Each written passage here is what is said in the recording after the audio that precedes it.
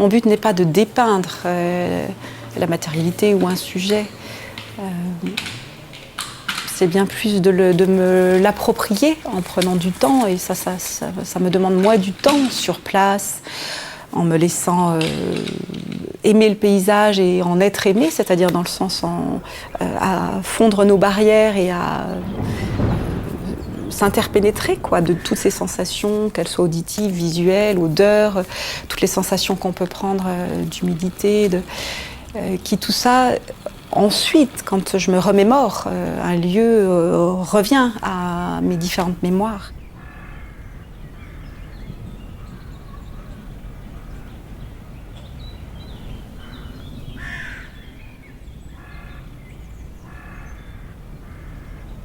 Je travaille plus avec mes yeux en voulant au départ, en voulant.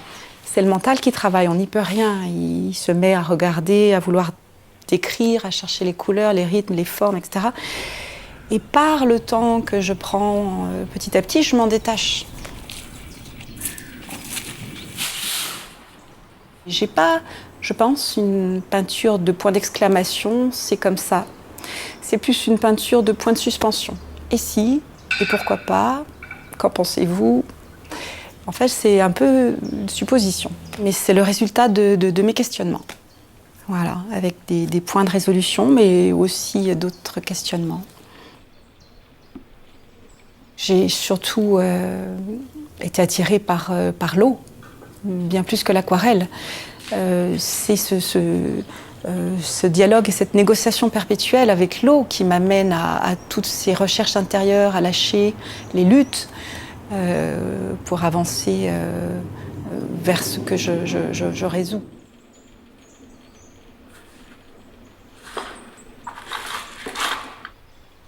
Ce déroulement qui, bien que linéaire, n'est jamais le même, moi, je dois intercaler mes actions de peintre en tenant compte de tout ça. Donc je dois me soumettre et pas lutter contre. Si je lutte avec l'eau, je vais le voir très très vite. Tout va se diluer ou au contraire se marquer trop fort. Ou... Je dois vraiment me soumettre à ce rythme de l'eau. Et c'est ça qui est intéressant. C'est-à-dire dans des contraintes fortes, en lâchant petit à petit, en me soumettant, en lâchant petit à petit le vouloir, la volonté, je veux ceci, je veux aboutir ça. Petit à petit, je m'intercale là-dedans. Petit à petit, j'éprouve dans cette hyper-présence une saveur de la liberté, de me laisser peindre.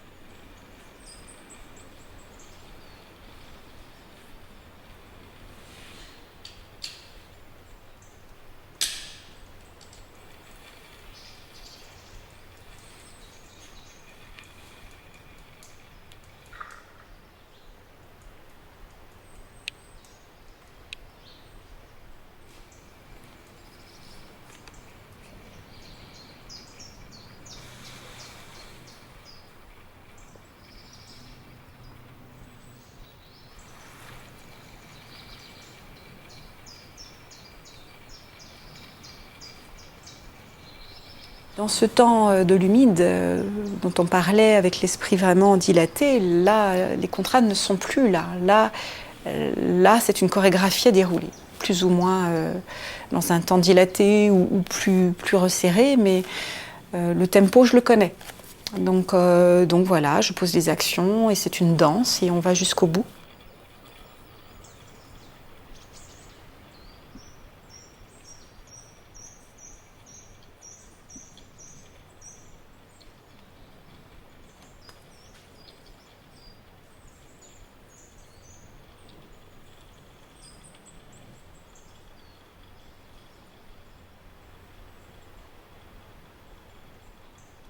cette matière si mobile qui demande de lâcher beaucoup de choses et puis qui au final transcrit parce qu'à la fin, plus ça va, plus la matière compose reste en place.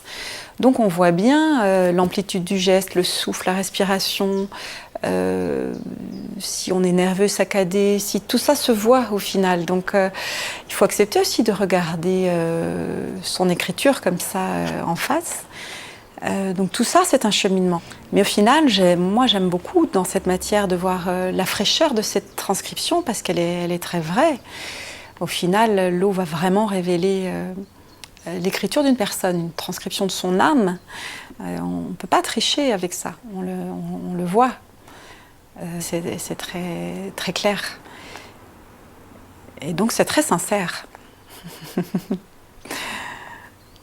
L'eau amène vraiment, c'est un émerveillement ça, à chaque fois.